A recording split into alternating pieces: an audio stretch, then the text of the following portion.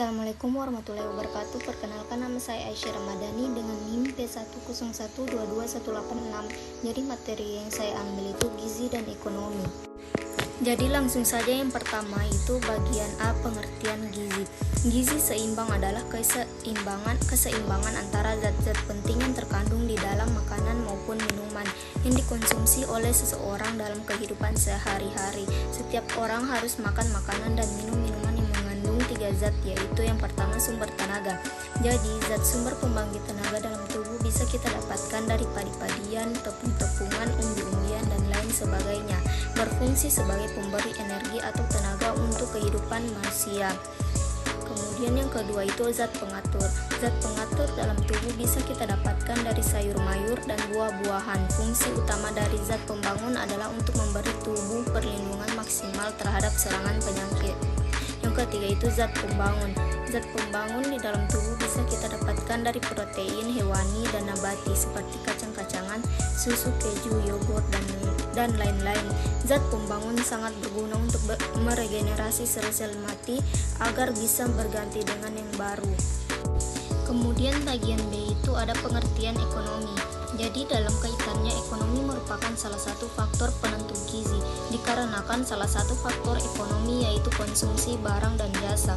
Manusia sebagai makhluk ekonomi mendapatkan keuntungan demi memenuhi kebutuhannya, dan hal ini paling dasar yang harus dipenuhi adalah pangan yang merupakan sumber gizi bagi tubuh, sehingga tidak dapat kita rugikan lagi. Ketika ekonomi baik, maka gizi pun akan terpenuhi dengan baik.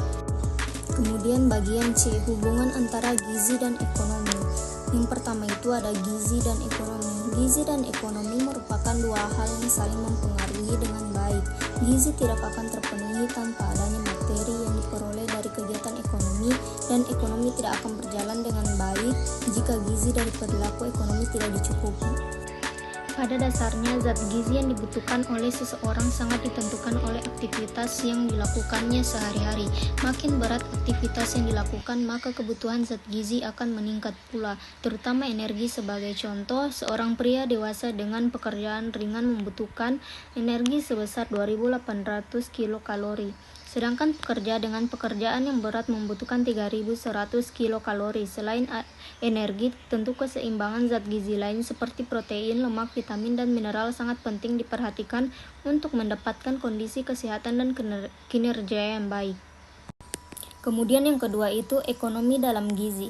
Keadaan sosial ekonomi keluarga merupakan salah satu faktor yang menentukan jumlah makanan yang tersedia dalam keluarga, sehingga turut menentukan status gizi keluarga tersebut.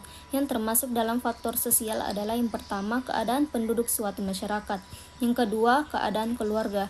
Yang ketiga, tingkat pendidikan orang tua. Yang keempat, keadaan rumah.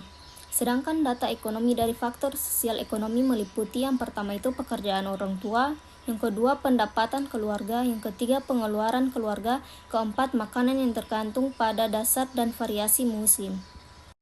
Kemudian bagian D, gizi dan ekonomi manusia.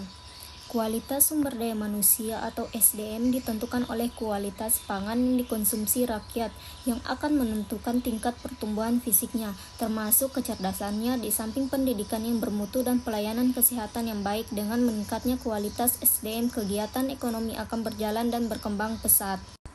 Adapun faktor-faktor yang mempengaruhi kualitas produk pangan sebagai sumber zat gizi. Yang pertama, kandungan gizi. Kandungan gizi setiap produk pangan berbeda-beda. Kedua, penanganan pangan yang masih belum mencapai taraf yang diinginkan karena banyaknya bahan makanan hasil panen yang telah rusak saat penyimpanan pengangkutan. Yang ketiga, penyimpanan bahan makanan harus memenuhi syarat-syarat tertentu, terutama bahan yang mudah rusak. Yang keempat, pengawetan pangan yang bertujuan agar bahan makanan dapat tahan lebih lama. Yang kelima, pengolahan pangan. Dalam pengolahannya harus efektif agar tidak kehilangan sebagian zat gizi, terutama vitamin. Kemudian yang terakhir itu bagian E, gizi dan ekonomi sosial.